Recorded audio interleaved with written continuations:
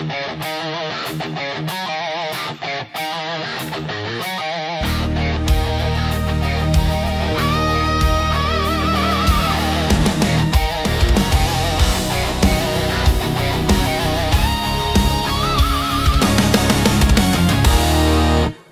back to Blindside, brought to you by C-Track, the power to predict.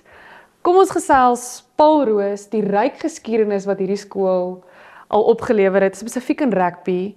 Ek dink Tannie Marina het vir ons almal baie mooi vertel presies wat aangaan in daai skool se geskiedenis. Ek dink nie daar's iemand wat dit beter ken as sy nie. In elk geval, ek dink ons kon 3 episodes gedoen het net oor haar in die museum, en oor presies dit, die ryke geskiedenis wat daai skool het. Kom ons praat net vinnig oor Paul Roos, die man. Ek meen, dis seker algemene kennis vir die meeste rugby ouens al buite, maar ek weet nie, dink nie almal weet dit nie, maar die naam Springbok kom van hom af. Hy was die eerste kaptein, hulle het op 'n toer gegaan, op 'n skip, en toe dat daar aankom en hulle vra vir hulle, maar wie is julle spannetjie nou, te sê, you can call us the Springboks.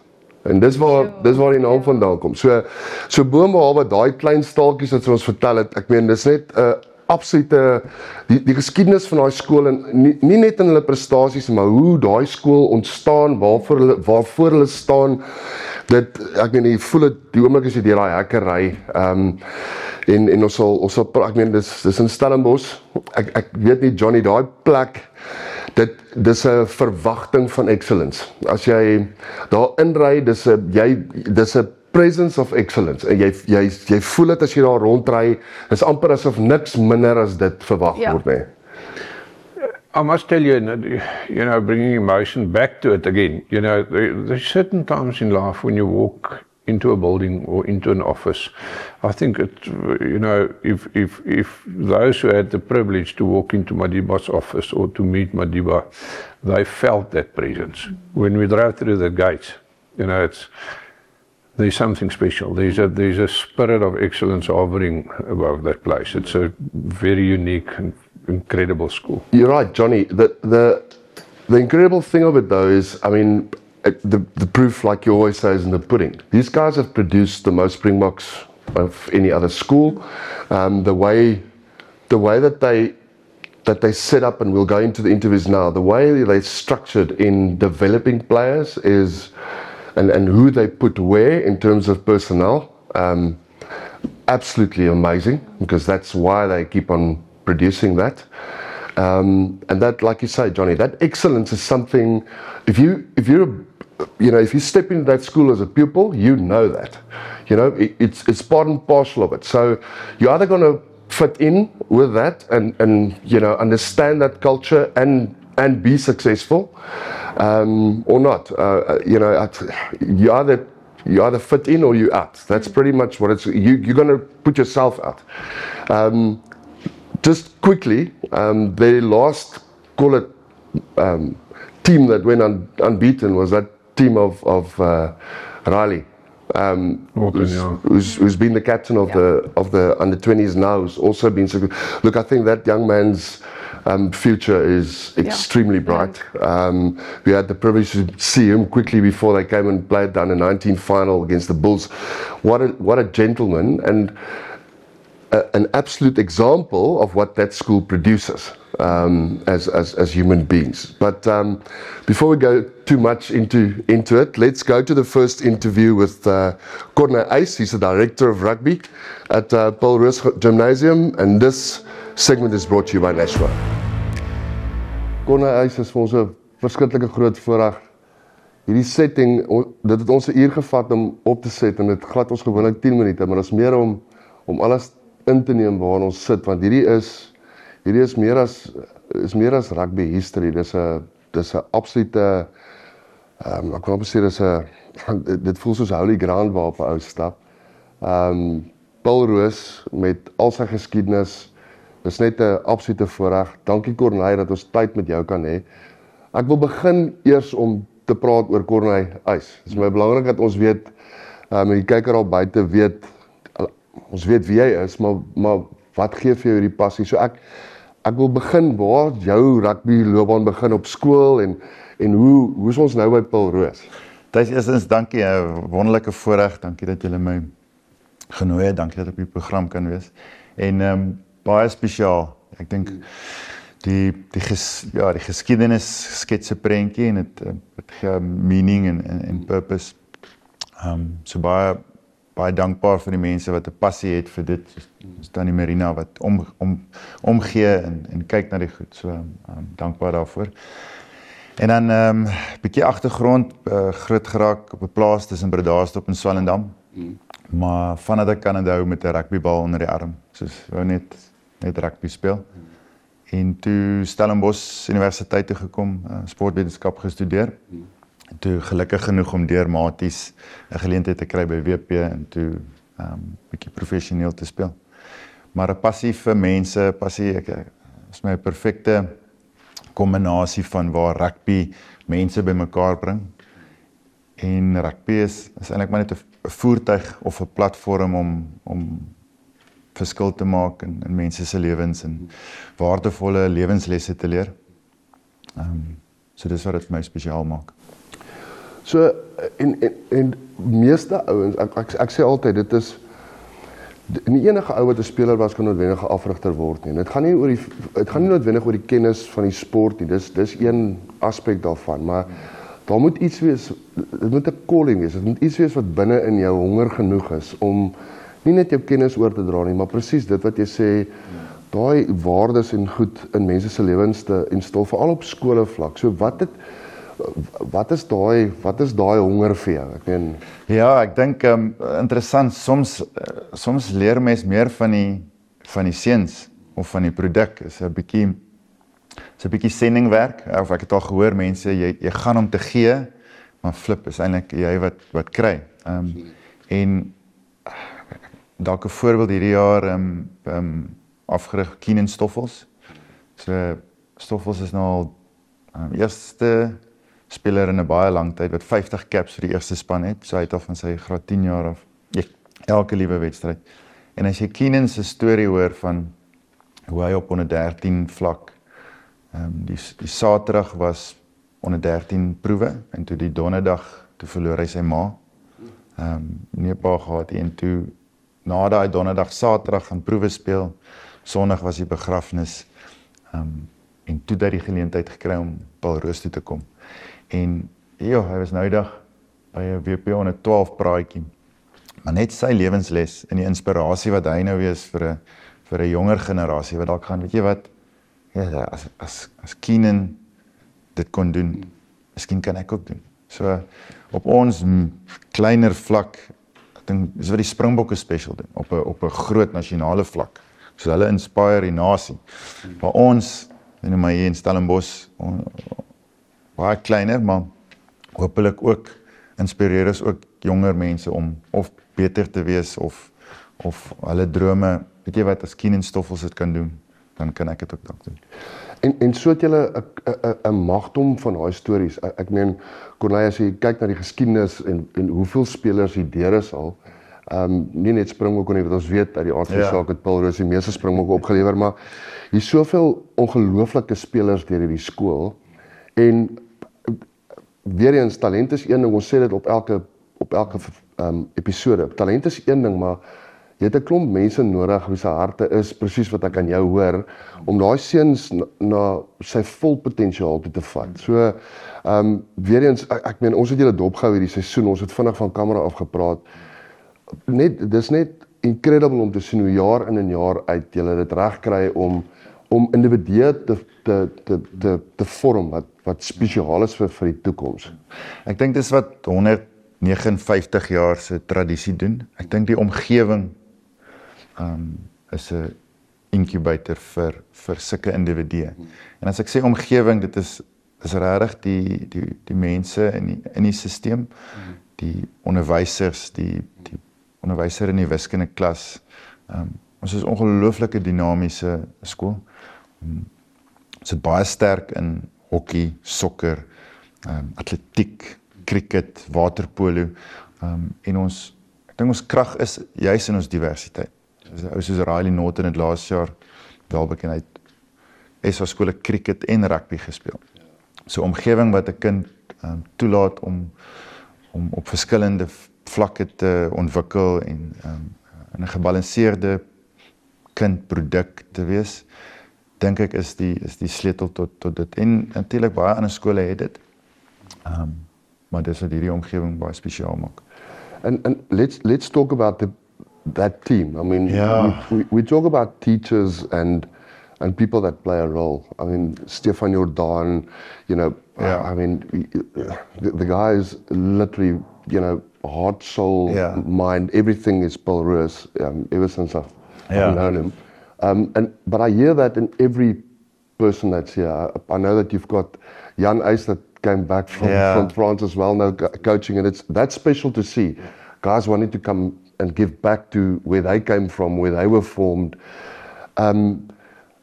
How do you get that right? Because I mean, obviously there needs to be an alignment in that development, but at the same time, you don't want to kill that guy's enthusiasm to try something new and to contribute what he knows. No, look, you don't always get it right. But I think if you start at getting the right people, it's key. And then you can always teach them the skill or tweak or channel their enthusiasm. But to get the right people in the right positions is key. You mentioned Stefan. We call him a lifer, like but his heart's fully in the system and a passion for the kids. But and I think part of our success is having a Stefan, say at under 14 level, where it's all about learning what Paul Roos is about, make them fall in love with the school and the game. And then at under 15 level, we have Marinus Pretorius, super sharp, technically very, very sound. So then he can start learning them about the technical aspects of the game. And then when you get to under 16 level, Arcia Bloom has been at the Sharks. Then it's high performance, it's team, how do you channel all these things? So one, I think you have to get the right people in. And the environment we're very privileged that with the university, Stellenbosch University and SAS, that it's a very special environment. With Stellenbosch, there's almost this romantic connection between rugby and Stellenbosch. You have Dani Craven, and so people will study at Stellenbosch University, maybe play Marties, and maybe in their third or fourth year they'd be interested in coaching, and then that's where we can have a Jan Eys back or give back to the system. But I hope I answered your question. Like, we always strive to get the right people in and then find their sweet spot, and then the special thing I take from that is, I mean, nobody knows the culture, I think, or what a young guy that comes into the school at 13 years of age, nobody would understand that better, and would, in my opinion, can transform that into them better than a Stefan. So what you guys did in putting the right people in the right positions to, first of all, because I mean, I think a massive part of your success is instilling that culture quite early, and work towards something. I think everybody wants to wear that first team jersey. It becomes a hunger for the under 14F boy. Purely based on the people that you put in position there, and I mean that's a huge accolade to obviously yourself, but also Stefan putting all of that in place.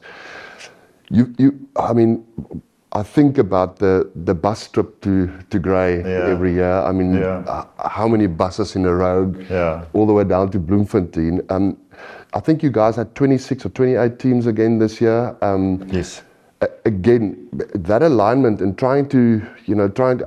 I know it's a privilege for every boy. Everybody wants to play for Paul Roos, whether it's an F side or what. I just know that.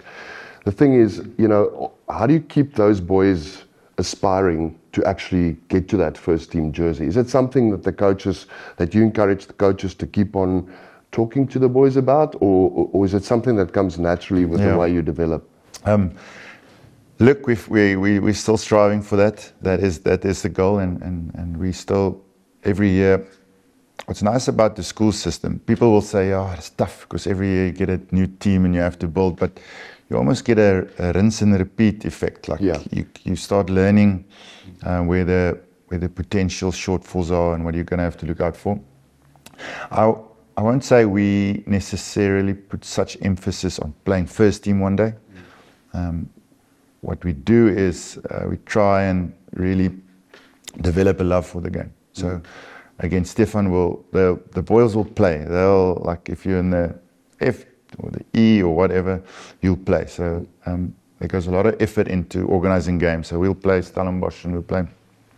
So they play a lot, that's important, and we try and give them good coaching. But it must be an environment where they wake up and go, yes, it's Tuesday today, it's rugby. And then they, after training, they talk like, yes, did you see me on that cross tackle? So that fundamentally is what we strive for. And then once they have that love for the game, then we, we'll... The rest almost comes naturally. Yeah, that's what we hope. But, Ek kan hier die hart of it, en weer eens, kom ons kyk gou na net na die soenoot verby is. Ek meen, Corneille het 'n ongelooflike klomp jong manne hier gehad. Ek meen, en oudjies wat noodwendig starters was in die begin van die seisoen, maar wat later in die jaar net, ek dink aan 'n Jan, jy weet, incredible jong spelers wat jy het, en oudjies wat regtig, en jy sien daai liefde vir die game, wat dan eventueel op die veld deurkom. Even van 'n ouetjie wat nie noodwendig die starter was nie. En ek het dit met 'n paar van die seuns gesien. Jy het incredible seuns opgelewer vir SA skolespan, vir daai setup. Hoe lyk julle afseisoen tipies? Ek meen julle gaan nou in daai periode in. Julle derby vas teen Affies nou voor elke seisoen. Ek dink dis 'n baie groot geleentheid om na uit te sien. So, maar dit maak julle seisoen korter, eintlik julle voorbereiding korter. So hoe het julle hierdie jaar approach of in julle afseisoen approach anders as ander seisoene? Eerstens dit is vir ons belangrik dat die seuns 'n breek vat. So ons kry gespeel 16 Augustus en ons het hierdie week begin. So dis 'n goeie 2 maande en ons encourage die ouens, soos gaan surf, vat jou meisie op 'n date, gaan drink 'n milkshake, soos probeer reg. Kom maar 2 maande is 'n lekker breek. Natuurlik is dan nou die somersport oudjies wat ons ook encourage, maar in 'n manier is dit ook vir hulle daai stryd of 'n mental break. Is waterpolo is 'n ander kultuur en cricket is 'n ander kultuur, so dis nice. Maar ons in die laaste jare wat in Desember toernooie, ons is 2 jaar terug Ierland toe en ons is by die World Schools Festival. En ons doel met dit is, wel het gee die geleentheid vir die graad 10s en 11s om te connect. As ons buite die skool, of ons gaan dalk op 'n toer, of ons gaan dalk buite die weg. So daar is lekker connection, sit langs 'n nuwe ouetjie op 'n bus, of is dalk 'n kamermaat. So daar is vir ons baie belangrik. En dan in terme van ons game model, ons kan 'n bietjie fundamentals in place, soos ons lynstane en ons defensive structures en ons kicking game. So dis die uitkomstes vir in 'n Desember tipe van 'n onder 17 toernooitjie of 'n bietjie probeer speel. Maar die afseisoen lyk maar soos dit in ons daar professioneel. Ons nou hierdie week begin met medical screening, physical toetse, so ons probeer enige red flags met skouer mobility of hip mobility optel. Dan die fisiese toetse op die veld, spoedtoetse, aerobies, anaerobies, die Broncos. En dit gee ons maar net 'n geleentheid om te gauge waar die groep is. As 80% van hulle shoulder mobility stiffness het, dan ek nou mic toegedruk. Dan kan ons dit wees 'n prehab vir hulle in die gym, vir 'n sekere groep geleentheid gee om mobility in hy skouer te ken. So Jargon kom dit altyd vir my verduidelik soos 'n kar. So as jy strip na die kar tot sy bare parts en kyk hoe lyk sy alignment en sy wiele en so. En dan daarvan af sal ons dan begin met ons pre-season program, puzzle begin bou, sien maar van volgende week af so. So julle seisoen is, ek meen, kom ons wees eerlik, daar is nie nog 'n provinsie met die level van kompetisie onder skole as in die Kaap nie. En ek meen, ek sê dit vandat ons hierdie program begin het. Dis belangrik om mense regtig die realiteit daar buite neer te sit, want daar's redes hoekom maar gapings is tussen Noord en Suid en Suid en Oos en maar daar's julle is bevoorreg in die Kaap met nommers eerstens en met die hoeveelheid kinders wat lief is vir rugby. Ek meen dit is astronomies. Maar die kompetisie is straf en dit is 'n ek meen daai professionaliteit wat jy inbring in die skool. Ek meen baie ouens daar's nie vir my 'n reg en 'n verkeerd daarin nie. Ek dink jy het dit reg gesê, jy kweek eers die liefde en dan kom jy professioneel daarna. Hoe oop maak julle daai veral in die senior groep? Ek meen ons het dit by 'n paar skole gehoor, daar's 'n groep van 45 spelers en dis die ouens waarmee daar gewerk word en ek kan dit verstaan aan die een kant want natuurlik wil jy fokus gee op 'n sekere groep ouens, maar daar's 'n ander skole wat sê ons bied die ontwikkeling aan. Hier gaan 6 oefeninge 'n week wees. As jy dink jy het dit, kom praat met my. As jy commit, is jy in daai pakkie. Jy kan saam met ons werk. Ja. Hoe approach julle daai? Ja, ons het amper die latter approach. Ons het nou 'n WhatsApp groepie begin, as you do, en 'n link, almal wat volgende jaar onder 19 wil speel, is welkom. So, Stefan het my gewys, daar's 225 members op ons onder 19 WhatsApp. Natuurlik is er 'n paar management en so. Maar soos het hierdie toetse, enige iemand wat wil beskikbaar is, wat graag 'n go wil gee, is welkom. En ons doen toetse dit met hulle almal. Ons doen dit vir so 3 weke. En dan identifiseer ons 'n World Schools Festival groep, maar dan net vir logistieke redes, jy moet aansoek doen vir 'n visa en fondse bymekaar maak, maar dan enigiemand is nog steeds welkom. So ons hardloop laas jaar in ons pre-season sal met tussen 75 en 80 spelers wees. Kort 'n bietjie beplan organisering, maar ons embrace dit. Ek dink met die Weskaap en met die gesegde gehoor, as die hoogwater styg al die bote. So ons embrace daai kompetisie en hoe week na week hoe in en uit. Dis vir ons great. Ek wil julle in eerste plek gelukwens met julle approach. Ek dink dis eintlik ek sê weer, jy weet daar's seker goed wat skole uniek maak en wat eie is aan sekere skole. Ek meen die geskiedenis van hierdie skool praat vir homself, maar daar's karakters agter die skerms en dis wat vir ons belangrik is. Ons wil hê die kyker daar buite, of dit nou julle ondersteuners is, julle alma maters is, jy weet al julle alumni en ouers. Dis ons belangrik, maar ons wil ook hê die res van die land moet sien. Luister, ons kan sê wat ons wil van watter skool, maar as ons na 'n program soos hierdie kyk, jy kry 'n bietjie meer van 'n insig. Ja. En ek wil die ding wat vir my die mooiste is daarvan is wat ek uit hierdie wil haal het is hoeveel liefde julle regtig vir die game kweek van vroeg af. En julle kry dit reg. Jy sien dit ook op die veld as die ouetjies speel. En ek het dit al gesien, D-spanne, E-spanne, F-spanne, dit is 'n absolute passie en presies daai, het jy gesien hoe step ek hierdie uit, en dit is waar die game eintlik vir my moet gaan op skole level, alhoewel ons professioneel moet wees wanneer ons met die seniors kom, daai liefde vir die game kan nie wegraak nie, en 'n ding wat ek ook vir julle wil sê, Corneille, wat ek dink uniek is aan Stellenbosch, en correct me if I'm wrong, jy het gepraat van 'n Jacques Hannekom, jy het gepraat van Sas wat om die hoek is.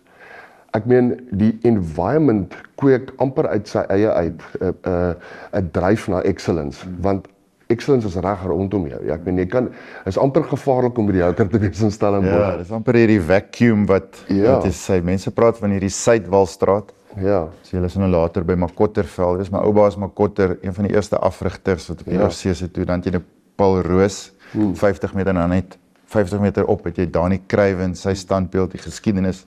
Ja. Wat daarmee saamgaan. So nee, jy is reg, dis 'n kombinasie van jy hierdie jare se tradisie en hoe hy geskaaf word en vloei. Maar dan op die einde van die dag, dis maar bricks and mortar, is die mense. Ek het my eerste span afrigter Erad, ons jokes, ek is van Bredasdorp en hy is van Mamasbury.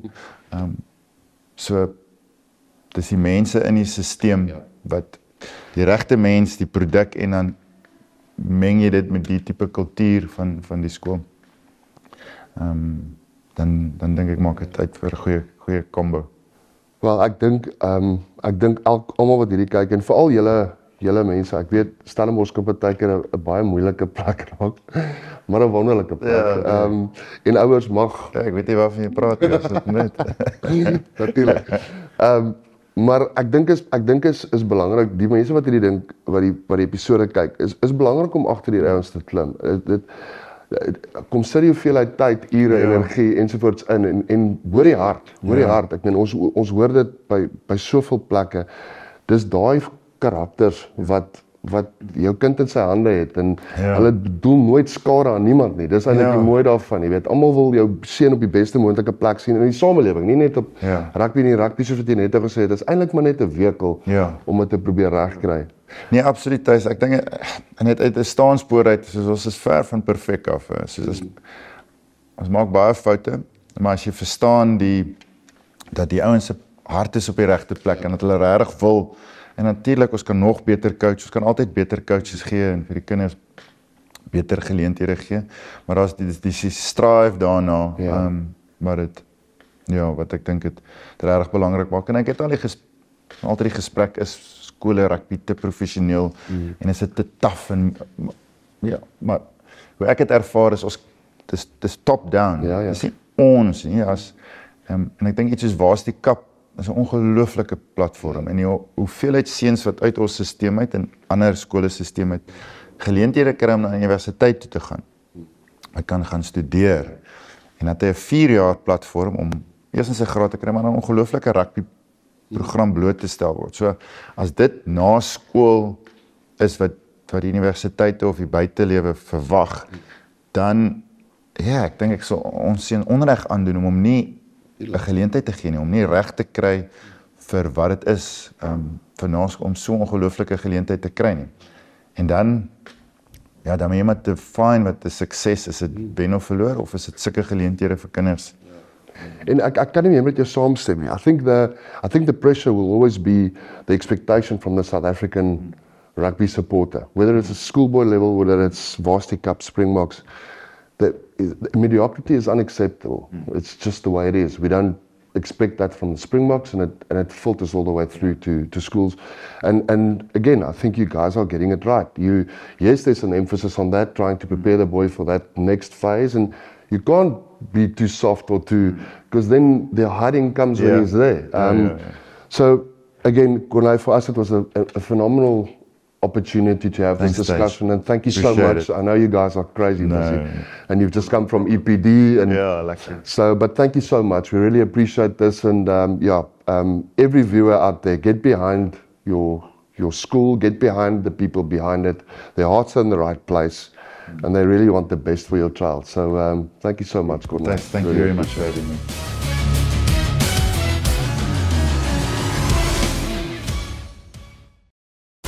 We celebrate great achievements by extraordinary South Africans so that we can inspire our youth, and then we want to empower them to reach their full potential. We are here to celebrate history. He who has a big enough why can bear with anyhow. They will leave behind a legacy. We will never stop creating hope for our future generation.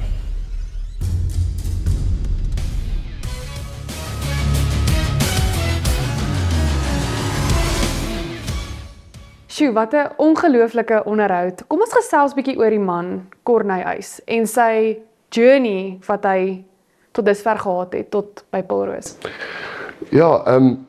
Also a great professional rugby player in his day, played in South Africa before he went to France and had a nice career there as well.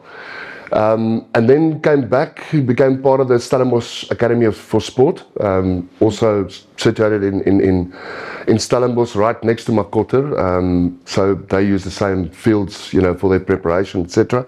An absolute place of excellence when it comes to preparing, future sports stars.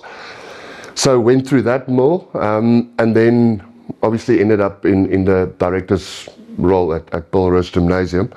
A very special guy. Let's say that.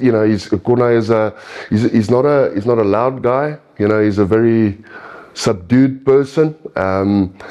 But the players speak of just with the utmost respect for him. I think it's a very difficult role. To be in a director's role at Pulroos Gymnasium, purely because of the expectation, and you've got to live that and accept that, because otherwise, you will fail at that school.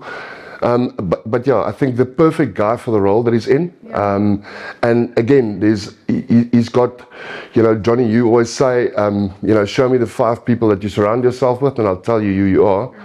And if you look at, who is part of that team who they've surrounded themselves with, and their common goal in what they want to achieve. I think it's strong characters for Stellenbosch. You need that. And yeah, I think Corne is a great example of that. Wat vir my interessant is, hy's nie 'n old boy nie. So wat se ander tipe benadering bring hy tot die tafel toe, Johnny? Veral dat hy nie 'n old boy is nie. Look, I think it's always a balancing act, and let me explain myself. So, Paul Roos has got this rich culture, and which with that brings certain elements of structures and the way they think and the way they operate. Then you bring a guy like Corne in, and within those perimeters, he's got to put his stamp down. He's got to put his fingerprint down. And I think schools sometimes tend to forget that most schools make the mistake of keeping a rugby director on for 2, 3, 4, 5 years. You know, if you look at any organization out there, you should have a short, mid, and long-term objective. You know, and you really want to give that guy the opportunity within the structure to achieve his short, mid, and long-term objective. He's been there for a long time. He understands the culture, he understands the structures, he understands the processes. But somehow he formulated a product that reflects how he thinks and how he operates. And that's key to that school. You know, they've brought two worlds together. They've allowed him within the playing field to practice what he preaches. Yeah. And that's by definition what makes him a great rugby director. Yeah, I think the other thing they got right when it comes to with Corne, I mean, Stefan Jordan will chat about, I mean, one of our interviews was with him as well. Stefan has been at the school for ages. I mean, he's literally, you know, become one of the best directors of sport in this country, and you know, rightfully so, if you want to be director of sport of a place like Paul Roos. But what they've done with Stefan, and surely that was a collective decision, the specific head coach roles in the underage groups all the way then to Corne and them at the first team was so well thought through. Stefan has been at the school for I think 18 years now, 17 or 18 years, okay? He coaches the under 14s. So when you come into that school, who better to take you through the culture, they're playing, you know, what they stand for as a school, you know, what characteristics you need to have if you want to pull on that maroon jersey. We spoke off camera with Stefan.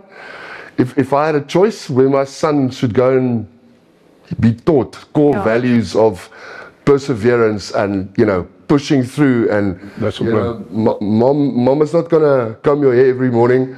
You know, they're tough and it's tough love, but I tell you, they get it right. And then they've got Marinus at the under 15s. Also, you know, when I was there, he was one of the younger coaches, and a phenomenal guy in that role. He's also coached Craven Week already and that type of thing, but he's he's coached the first team. I think they knew that certain guys have got certain roles within the system to play to produce the best possible player when they get to senior level. Ja, leer die fundamente. 100%. And again, I think that's where a guy like Corne really relies on a Stefan and a Marinus and the rest of they've got incredible coaches at that school. Really, really good coaches at that school. What really fascinates me about life, and then I'll pull it back to these rugby directors. People who are genuinely successful in life, whether you're a CEO of a listed company or whether you own your own business or whether you're a great farmer or whether you're a great rugby player, the most successful individuals in life, all of them are humble. That's the one characteristic that you can pull through. They don't brag. It's not about them. It's not about their achievements. And here with Corne, again, we saw that. We saw that with Johnny du Plessis. We saw that with Peter Rousseau. We saw that with Sean Everett. We saw that with the brothers from Office. It's a characteristic trait that defines true success. Because success is not measured by how much money we've got in the bank. Success is measured by what we do with our life and how we serve people around us. And that, for me, stood out from a Corne. It's a humble spirit in getting things done. That's success. Absolutely. So our next interview was with the two boys that has already played first team this year. Yeah. Amazing young men with incredible ambition, and we'll hear that now. And this segment is brought to you by MediHelp. Travis, Dian, is vir ons 'n baie groot voorreg om julle by ons te hê in hierdie incredible skool. Ek het nou vir julle coach gesê, dis van 'n geskiedenisoogpunt af, dis 'n massiewe voorreg om in so 'n instansie te wees. Ek is seker of van julle verstaan dit. En maar baie dankie dat julle met ons tyd spandeer. Ons weet julle is nog volgende jaar hier en julle het groot aspirasies en so ons wil graag 'n bietjie daaroor gesels. Vertel ons 'n bietjie van julle seisoen hierdie jaar. Travis, I'm going to start with you. I'll start. Yeah, so we didn't have the best season. Obviously lost a few of the big games, but I think as a group we grew really well in certain areas, and there were a few games where we all could feel the team spirit and the fight in the team and stuff. So yeah, I think with the good. Obviously a little bit of bad, but it was still a good season and yeah, good group of boys as well. Dian? Ja, ek dink ons het positiewe impak gemaak hierdie jaar. Ek dink ek en Travis is graad 11. Dat was meestal 'n graad 12 groep. So ek dink ons het soos goed ingevat en geleer van hulle om volgende jaar aan weer vir die jonger ouens te leer. Maar obviously soos hy nou gesê het, het was nie die jaar waarvoor ons gehoop het nie, maar ons het nog 'n jaar volgende jaar, so om dit reg te maak. Ja, ek wil 'n bietjie oor hierdie jaar gesels. Julle die 21ste Maart volgende jaar begin julle seisoen teen Affies. En ek kan in die grind sien daar's 'n redelike appeltjie te skil na Willetlawer, of was dit Noord? Nee, dit was Willetlawer. Ja. Ek dink nie ek het in my lewe nog so 'n controversial game gesien met die hoeveelheid strafskoppe wat daar was nie. Julle is oor die doellyn en knock die bal van Affies se eie kwartgebied af. Die hoeter blaas van ons weerlig en julle moet in die kleedkamer instap waar julle pretty much aan die dominant side van die game is.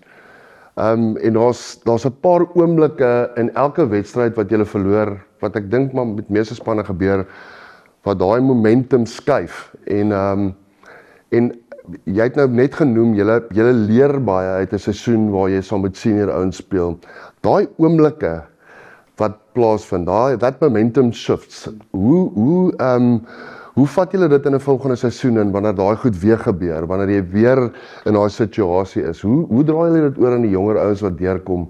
Is dit goed waaroor julle praat, insidente, doen julle dit op die veld, bespreek julle dit, hoe het julle dit hanteer? Ja, so ek dink games soos Affies, jy kan nie blame op enigiets sê. Ek dink ons was bietjie unlucky, maar ook dis rugby. Ek dink ons het iets soos die uithou vermoë en goeders wat ons op die veld moet hou. Ek dink dit kom van self en dit is nie iets wat ons met die ouens moet praat nie, en as jy in die first team speel word dit verwag van jou. So ek dink nie dit is iets wat ons moet voor die tyd hoef te gepraat het en ek dink nie enige van ons boys het dit gedoen die jaar nie. Ek dink dat dit maar net normaal gekom. Yeah, Travis, you guys are both in the hostel, yeah? Yeah. And you come from Port Elizabeth. We know a little bit about your story. But, I mean, you've had a phenomenal season for Polrus, and obviously there's some aspirations for next year. So, what's your, if you don't mind sharing that, what's your personal goal for next year? So I just want to start off by saying it's been a privilege being able to attend Polrus. Coming from PE, it's like much smaller than the Western Cape. Just being able to come here has been amazing, and obviously make new friends, and then be with my roommate Tian for 2 years. So my goals for next year personally, I would love to wear the SA Under 18 jersey, and obviously play in the Craven Week next year. I didn't make it this year, but that's just been motivating me to carry on working hard, and I haven't let it get the best of me. So, yeah. Tian, jy was instrumenteel om hom in Polrus te kry. Vertel ons daai storie. So dit was onder 14 ons eerste game teen Grey PE en ons het ons het 'n decent span gehad, maar Gray het 'n flauw gehad wat 'n bal kon skop. En hy het ons in die moeilikheid geskop die hele eerste helfte en ons was af 6-0. Ons het die try geskoor en gewen 7-6 en toe na die game het ek vir Travis 'n boodskap gestuur en gesê wat dink hy van Paul Roos, en dit was so half you know, I've always wanted to come there, but I haven't really had the chance. En hy het altyd vir my gesê, ja, jy weet, graad 9, einde graad 9, ons gaan dit probeer doen. En ek het hom gepush, dit was soos 'n maandlikse ding, elke week 'n boodskap. Ja, ek dink, hy kan self ook sê, ek is 'n groot rede hoekom hy hier is. Ja. Okay. Julle albei is graad 11 en natuurlik is daar baie druk op julle in so 'n span. Hoe hanteer julle daai druk? I think just like obviously being there for each other. I mean, being roommates is easier because before we go to bed or even after lights out, we can always just chat to each other about the training, how it went, or if there's anything that needs to tweak or in the backline, because we both play backline and we kind of both feed to each other, obviously being fluff and center. So we kind of in a constant communicative like bubble, if that makes sense, always being able to chat to each other. So ja. En vir jou Tiaan, hoe hanteer mens daai verwagtinge? Ek dink persoonlik hierdie jaar, ek het nie so baie pressure gevoel nie. Ek dink nie dat pressure nie 'n goeie ding is nie, maar ek dink die coaches het 'n goeie job gedoen om nie pressure op ons te sit persoonlik nie. En as ek onseker was oor iets, daar was altyd ouens waarheen ek kon gaan en as ek 'n move geken het nie en iemand soos wat Travis nou gesê het, dit is goed dat ons kamermaats is en ons altyd speel in die backline, so dit is so of if I don't know something, I can always just ask. Is dit toevallig dat julle in dieselfde kamer ook opgeëindig het hier in die koshuis? Nee, dit was al, ons was graad 10, daar was nog 'n seun wat ingekom het, Leon Barnard, en ons het in 'n 3-man kamer gegaan. Ja. So ek het eintlik maar na die 2 PE ouens gekyk vir die jaar en toe het ons besluit, ek en Travis die jaar, dat ons sou maar saam gaan en check hoe die dinge gaan. Saamstiek. Yes. So die seisoen wat voorlê, ek het net gesê julle begin teen Affies en ek dink is 'n wonderlike derby tradisie wat begin tussen 2 baie prominente skole. En ons het nou met die coach gepraat. Ek meen julle seisoen is 'n seisoen in die Kaap is nie maklik nie, by nobody's standard. En is week in en week uit daai tipe van kompetisie en dan sit julle nog met die ander badge op jou rug wat almal wat teen Paul Roos speel, wil ten minste teen Paul Roos wen, maar dan sy seisoen gemaak. So weer eens, jy het dit nou genoem, die coaches probeer om julle nie daai druk op julle te sit persoonlik nie. As dit nie die geval is nie, wat is julle tipiese, noem dit nou maar, game talk, week talk, wat is die boodskappe wat deurkom, juis om julle at ease te sit en julle gefokus te hou om die game te gaan speel?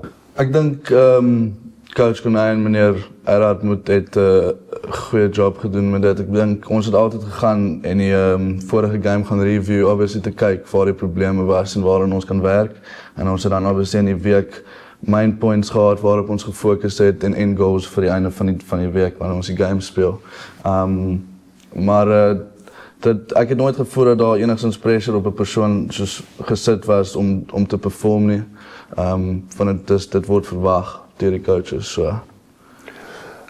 Travis, I always say I measure a team's character by the way they defend in many ways.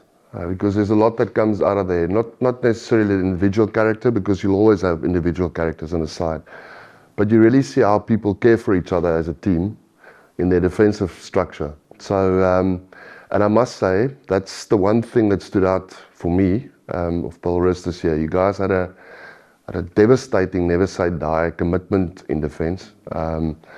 Although your attack is great, I'm not saying that, but what is that talk around that? This line just doesn't get past. I mean, for me, I'm in the backfield with the fullback, so like, I haven't really made that many tackles this year because our line is so like solid, I think, we've got 2 calls, fire, which is when we press hard, and then an easy call where we'll still like press up, but then, shift or drift a bit to the edge. And just with both of those calls, it gets like done properly. Like with the fire call, it's like a hard press. Everyone's on the same, everyone stick together and goes up. So I think it's just everyone knows that we need to be intent when we defend and Keep yourselves accountable and each other accountable. Dis 'n groot ding wat meneer Moed vir ons gehou het hierdie jaar op is dat jy met die binne jou kan trust en jy moet jou binneskouer met coach Corneille en by oefeninge as iemand deurbreek op jou binneskouer dan was al moeilikheid, maar dit was iets wat ons moes geweet het, so op defense, op attack. Dis waar jy try score, maar defense is hoe die games wen. Absoluut. Wat 'n legacy wil julle hier agterlaat? You go first, Naga. We'll say a good one, but I mean, yeah, just to be remembered as like those guys, if that makes sense. Like just always like, yeah, they were those guys and they were that team. Yeah, I'd just love to, yeah, leave the school in a better place than when I came here. So, yeah. En jy, Tiaan? Ek sal sê vir my en Travis as ons praat van ons albei, ons is 'n bietjie van 'n duo. So as ons ek meen volgende jaar ons het nog 'n hele jaar oor, so ons kan baie prove. Ek meen hy op 10 en ek op sentrum, ons weet nog nie wat sê nie, maar ek meen ons kan stappe saamvat en ander spanne ook. So ek dink iemand wat 'n groot legacy gelos het hierso was Jerenzo Julius. Ek meen jy kan nou enige kind gaan praat wat van graad 6 is af en wat nou in die hoërskool is en almal sou sê ja, op 'n tyd was hulle rolmodel. Jerenzo, so dit is om na iemand soos hom op te kan kyk op 'n tyd en nou nog steeds ek en Travis kan ook sê om eendag iemand soos dit te wees. Ja, waar my ander kan opkyk na. Yes. Yeah. Yeah, and he's making his mark quite significantly at the Sharks, and I think he's only getting started. He's absolutely phenomenal. Call it alumni of the school. He's brilliant. Guys, I truly hope that you can do that. I love to hear these types of motivation because obviously that shows that there's a lot personally that you guys want to achieve. But I like what you said, Travis, that these guys, I want to be remembered as those guys that stood back for nothing. So you're generally always in the top 5 in the country, and we talk about the big 5, and everybody aspires to be that and to beat those. So can we expect that type of drive to be there again, or is there a certain position in that top 5 that you would like to? Definitely, Yeah. definitely. I'd say we're definitely working to a top 5 next year. Obviously, don't want to call anything right now, but Yeah, I can see there's an inner motivation that should not be said, and that's also great. And Ek voel al hierdie grond bewe, soos wat Tiaan opstel. yeah, ek moet eerlik sê, I would rather play you earlier in the season than later. But I'm not so sure that's a good thing anymore, hearing what you're saying. So, guys, best of luck for next year.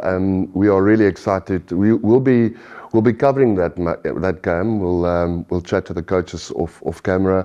We are actually featuring that game as the start of a season. We'll be doing the before match stuff for Affies and you guys, and a bit of a build up. And we'll be here on that day. So all the best of luck. We really wish you guys well, and may it be a season that you guys get remembered for those guys.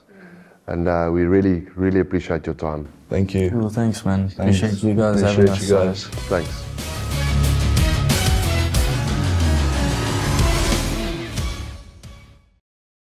Maybe you hate broccoli or love scary movies. Maybe you're indecisive, adventurous, or always kind. Maybe you snore, have a secret creative talent, or no sense of direction. We don't pretend to know you, but we know certain things get you going. And at MediHelp Medical Scheme, we know about healthcare, as we've been doing it for 120 years. Visit medihelp.co.za for all the information about our plans for everybody.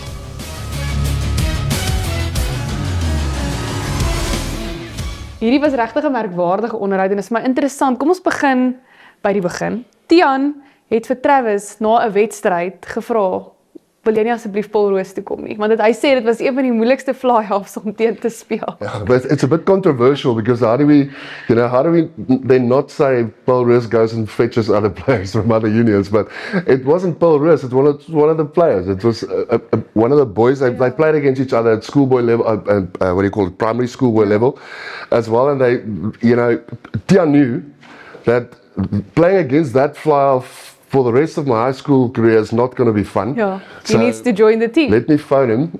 And he was very adamant. I mean, he told us it took him a year to convince the boy. Hulle is kos hy's maats. Yeah, beste pelle. Roommates. Yeah. Which again, it just shows you what rugby does. We always talk about the family it creates and the friends that the friendships that you make on the on your journey. And yeah, I think both of them are two phenomenal young men. I mean, Travis played most of the year as first team fly-off in any case. He's got a crazy boot on him. I mean, he literally kicks the blood out of the ball. He's really good. Attack, ball in hand. He's got all the physical attributes of a. I look at him. And there's obviously I haven't seen the 360 dummy yet like Sasha, but all the other physical attributes, it's very much a Sasha type, player. Very good kicking abilities, sees space well, strong enough to attack space, quick. So yeah, and I think this year's experience that he's had in the first team is going to be. Great. Tian played wing most of this season. He's actually a centre, so also very strong runner with the ball in hand. And Johnny. I mean, these two boys, they were. I can't really use the word humble, although we know it was humble, but it was a determined two young men sitting in those chairs, telling us about how excited they are about next season, off camera, who they're waiting for to come and visit them. No, extremely dedicated to youngsters. Now, let's talk about language barriers. They say when you go to Rome, you do what the Romans do, and if you go to Greece, you do what the Greeks do. You will know if you go to France, it's very difficult to communicate with them because they refuse to speak English. So by default, you do what they do. And that again, for me, is so interesting to see. And a language, by default, is not normally or always what comes out of your mouth. Language is sometimes how you live by certain standards. And if you look at Paul Roos, there's a certain language. There's a certain language in that school. And you can see it filtering down. The kids we interviewed speak in the same mannerism and in the same motivation, dedication, perseverance language that the coaches do, that the headmaster does.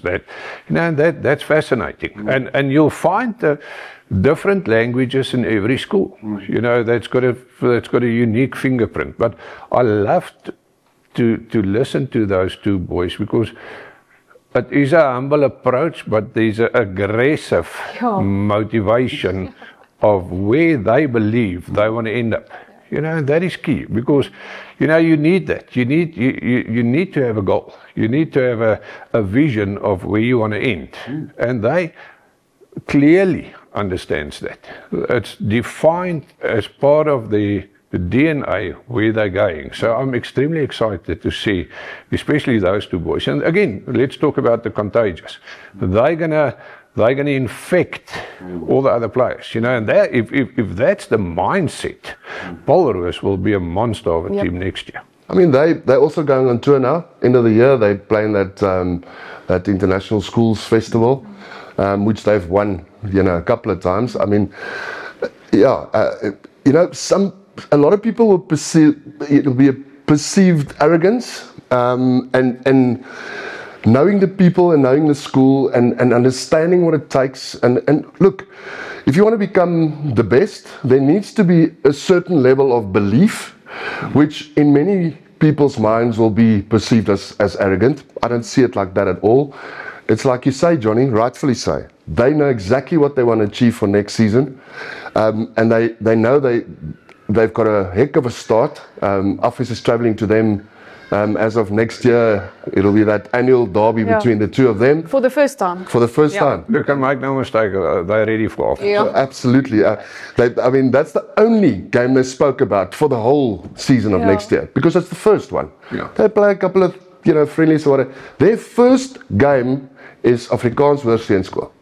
And they spoke about that in depth. So, You know, and when I look at them, the one name comes up for me, Tiger Woods. You know, you might love Tiger, you might hate him, you might think he's arrogant. The world has got respect for Tiger Woods. The swing on the club is one thing, but the mindset of Tiger Woods changed the landscape of golf. You know, and attitudes like these two boys will change the landscape of where that first team is going next year. It's incredible. I love it. they're the seniors. You're right, Johnny. It's contagious. They're the seniors now. They've experienced a season that was all right, but not what they really wanted to achieve. And they are hungry beyond measure. And they will definitely, bring through these, call it grade 11s and guys that were on the fringes last year. Like I said, they'll keep on producing the Springboks. And like you rightfully say, Johnny, it's with the ball, but there's a psychological element that just puts Paul Roos. And look, they are not liked. Let's just be honest about it. Not everybody likes them. But, not everybody always likes the champion. So, En 'n sekere presence van 'n skool kan partykeer baie intimiderend voorkom. Ons sien dit weer verkeerd nie. If you want to be the best, be the best. The reality is, regardless of what we feel and how we think, by default, I can promise you that I don't care who you are. You want to watch those two boys on the field. There's a demeanor there that wants me to sit next to that field and see what's going to happen here today. Ons gaan volgende gesels met Stefan Jordaan, die direkteur van sport. En vir die eerste keer is hierdie segment gebring deur Gen H. Stefan, is vir ons regtig 'n voorreg, soos altyd, om by julle te kom kuier. En ons het met die afrigter Corneille gepraat en met die seuns gepraat. Maar Stefan Jordaan is direkteur van sport. Ek wil amper sê Stefan Jordaan is meer furniture al by die skool, en as daar iemand is wat die kultuur in hierdie skool, ek ken nie iemand wat hom beter ken en hart, siel en gees. Ek het dit in die vorige onderhoud vir Corneille ook gesê. Ek weet jy rugby onder 14s af ook. Ek sê vir hom, jy kan dit nie beter ou daar neersit nie, want wie anders gaan hulle leer wat hierdie skool regtig is. Dankie dat ons met jou kan chat. En vertel ons, hoe beleef julle, hoe was hierdie seisoen? Hoe was dit vir julle in terme van 'n globale visie, want ek meen eerste span is eerste span, maar hoe voel jy oor rugby as 'n geheel in Paul Roos? Nee, kyk, Duisne, baie dankie eerstens om die geleentheid te kry om met julle te gesels. So om oor die rugby, ons eerste span het mos nou nie al die uitslae gekry wat hulle graag sou wou gehad het vanjaar nie.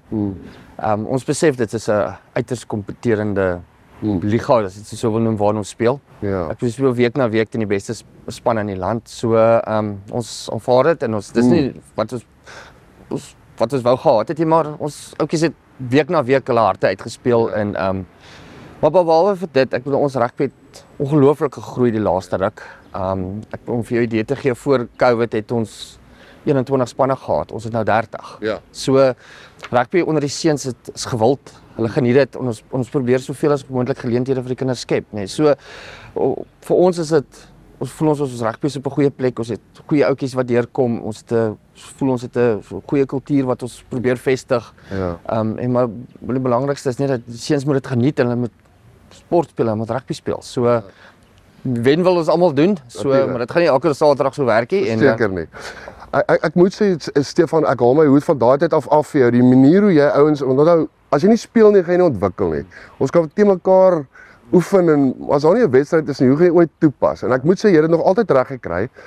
Hoe weet ek nie, maar om veral 30 spanne altyd wedstryde te kry. Ek meen, dit in die eerste plek is 'n massiewe taak, maar ek weet dit is vir jou belangrik. So en wat dryf dit? Ek meen, is dit maar die liefde vir die rugby, is dit maar weet hierdie seuns moet kompeteer? Wat is dit? Om jou vraag te beantwoord, hoe kry ons wedstryde?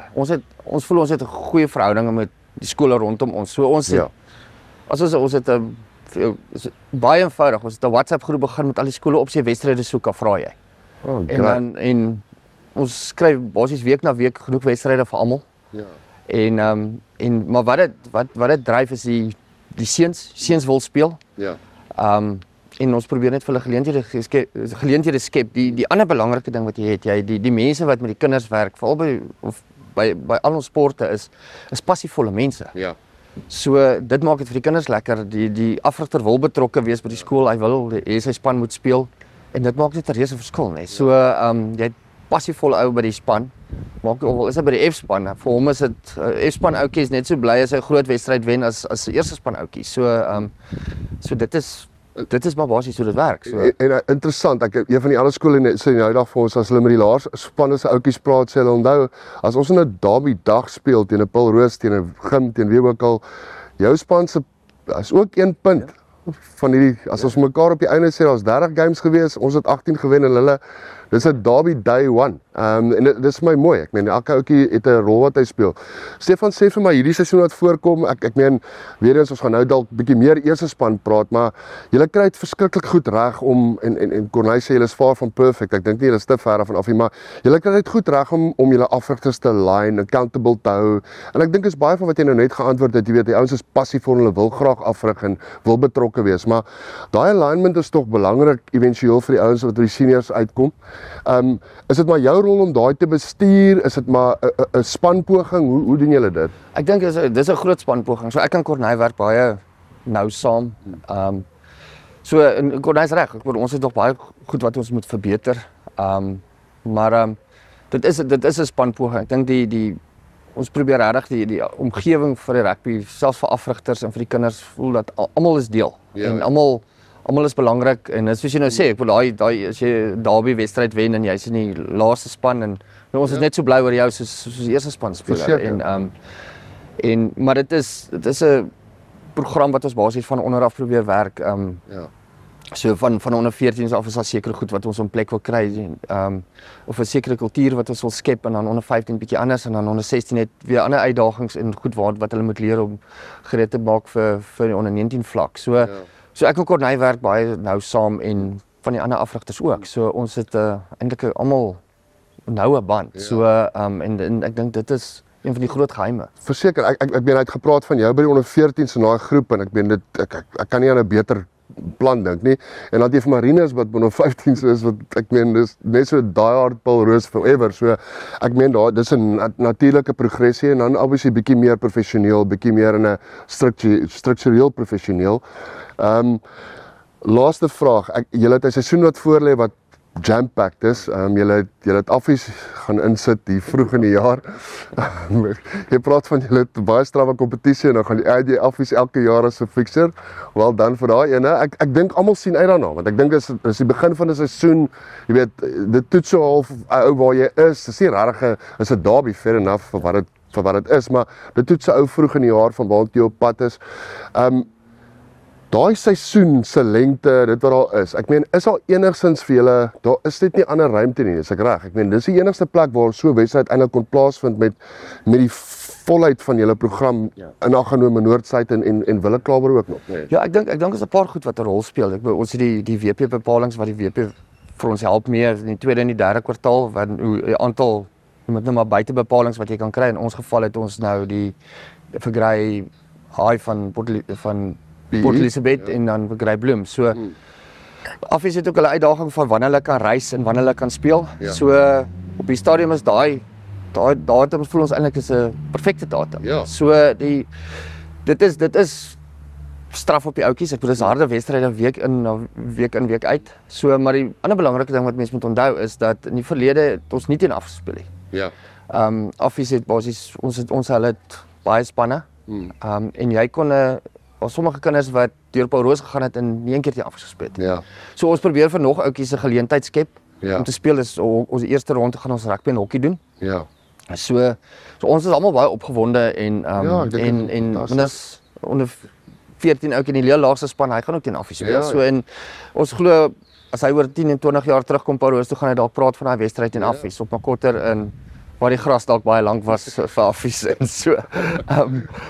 Maar dit is wat ons wil skep. Ons probeer vir seuns nog geleenthede skep om deel te wees op 'n Saterdag by rugby en En dit is vir ons eintlik baie spesiaal. Ons kan sien die opgewondenheid onder die ouers en die seuns is eintlik ons voel baie goed daaroor en ons is opgewonde oor 'n lekker harde dag vir rugby. Wel, ek sal nog met jou praat Stefan, want ons wil hom kom cover as 'n noem dit nou maar 'n so 'n bietjie van 'n build-up. Ons het dit gedoen met die derby tussen Gim en Boys. Ek dink dit kan die potensieel begin van die jaar se groot build-up een wees na die einde van die jaar toe. Stefan, jy het vinnig gepraat oor die ander skole, die ander sporte ook en ek weer eens, ek kan nie daarop ingaan nie. Ons is 'n rugbyprogram, ons gaan eventueel die ander sporte ook doen, maar weer eens ek wil jou gelukwens vir die hoeveelheid werk wat jy ingaan. Ek dink nie ouers en mense weet regtig hoeveel ure, hoeveel tyd, hoeveel organisering. Ek meen jy is ervare en ek verstaan dit, maar die ure gaan nie weg nie, dit raak net minder. En jy is 'n absolute accolade vir wat jy hier doen en amazing vir die skool en ons kan nie wag om julle dop te hou die seisoen nie. Dis elke jaar vir ons lekker om julle te volg en baie sterkte. Ons wil graag daai derby kom kyk. Ons sal met julle gesels en om cover en met die ouens gesels, maar baie sterkte vir die seisoen Stefan en amazing werk wat jy hier doen. Nee, baie dankie. Baie dankie vir die geleentheid om met julle te gesels. Nee, enige tyd. Fantasties. Baie dankie. Thanks, dankie.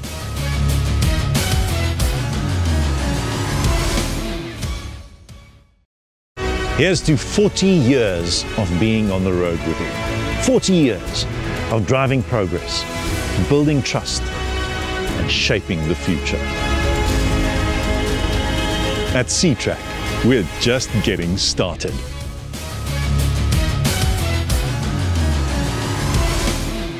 Sjoe, wat 'n ongelooflike onderhoud. En Thys, ek dink ons moet bietjie gesels spesifiek vir die kyker wat vandag kyk en hoe werk die verskillende rolle? Ons hoor van direkteur van sport, ons hoor van die hoofdirekteur, ons hoor van die hoofcoach. Hoe werk hierdie hiërargie? Ja, ek dink Johnny ek meen Johnny het op beheerliggame gedien en al hierdie goed. Ek dink Johnny, correct me if I'm wrong, you've got directors of different sports and obviously for them the guy of rugby would be focused on the rugby and that'll be his main focus, but the guy of hockey would be and water polo and all the rest of it, and obviously you need somebody to coordinate all of that, which is then the director of sport. So I mean Johnny, that's 100% right. Now I think, whether you've got 10, 12, 15, 20 different sporting coaches, you still need somebody that drives the vision.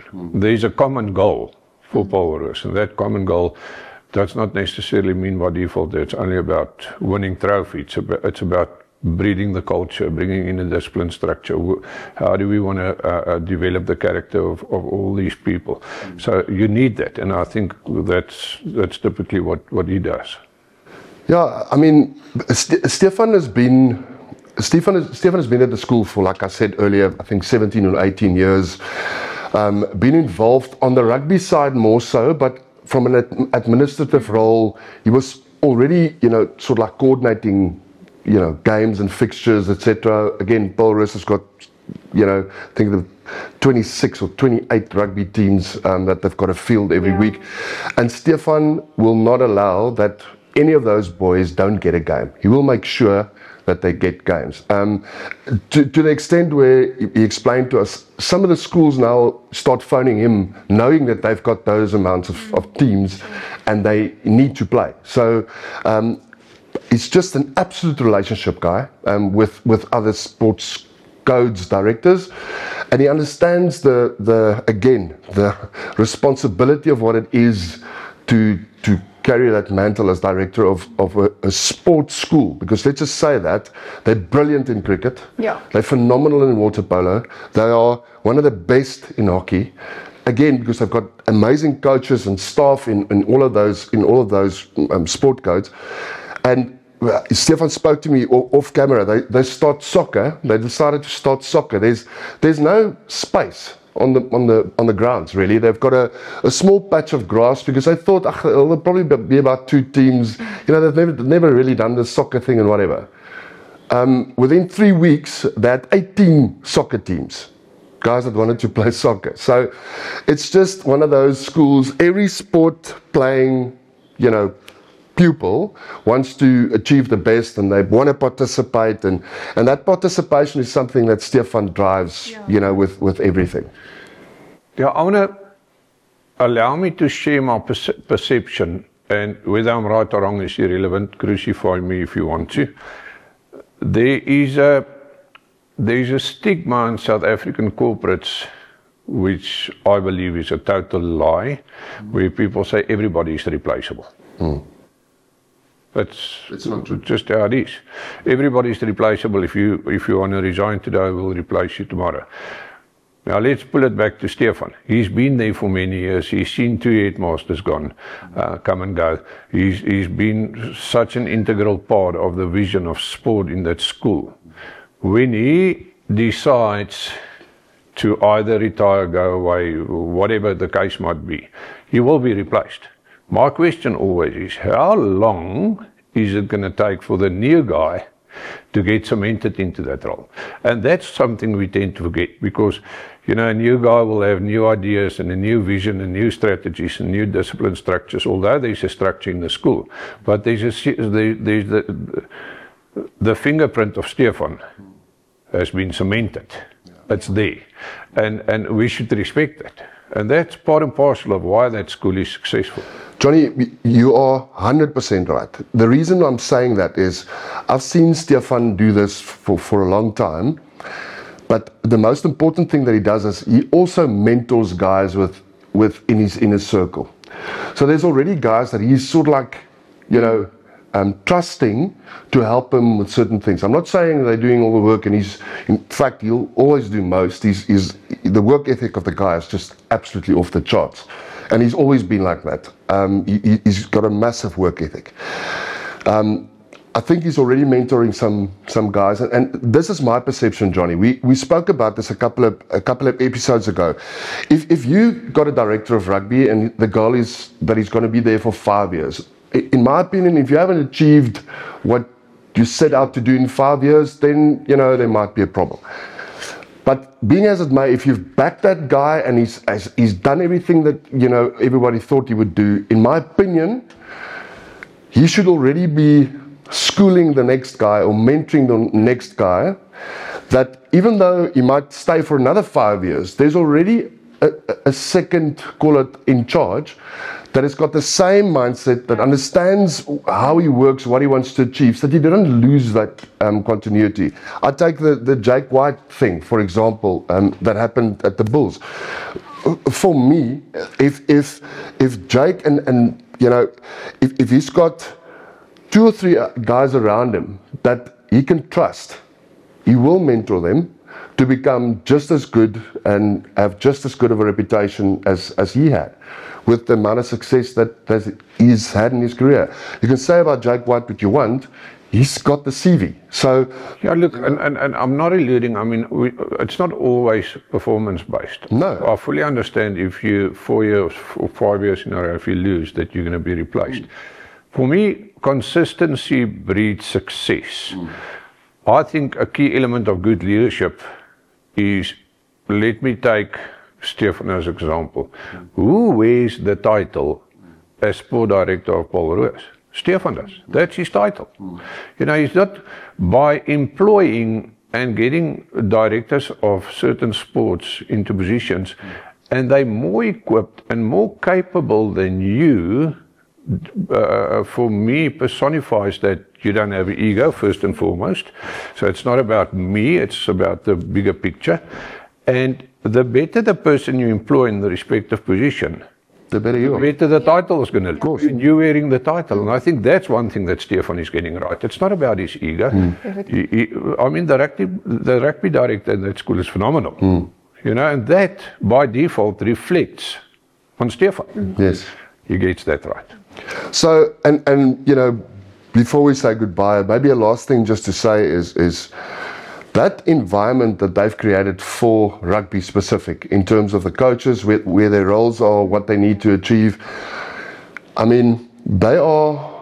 They've got this structured blueprint that they want to, you must be able to identify a Paul Roos playing style and what they do, but they absolutely allow for innovation, for growth, for whatever. Don't forget the famous Rassie move that he pulled in the test match. He went and got of the under 15 C's of Paul Roos, which is it's coaches that we don't even mention in this show. So they allow a lot of innovation, and it's guys that are ambitious. They wanna perform well. Whether it's and Stefan said this, and I'll finish with this. He said every player that plays from the under 14 Fs to the first team knows how important it is and what a responsibility it is to wear a maroon and gold jersey. Sure. Yeah, I think let's close off by making a statement. And we always preach on this show that we're talking the truth. When you walk into that museum and you go sit on a couch and you take that coffee table book, the results speak for itself. Correct. Factual. Whether you're jealous of that school, whether you don't like that school, look at the stats. It's one of the best schools in South Africa, by 100 miles. One of the best that you'll find out there. Factual. Guys, it's been such a pleasure to bring you this episode, and we wish Paul Roos all the best for the season, and we're going to definitely cover one or two of their derbies. Next episode will be Sachs, and we can't wait to bring you that episode. Please don't forget to click and subscribe, and also understand the shows from now on will be Thursdays instead of Fridays. We'll be launching early. It gives you a bit more time to prepare for every Saturday's match and what's coming. Thank you.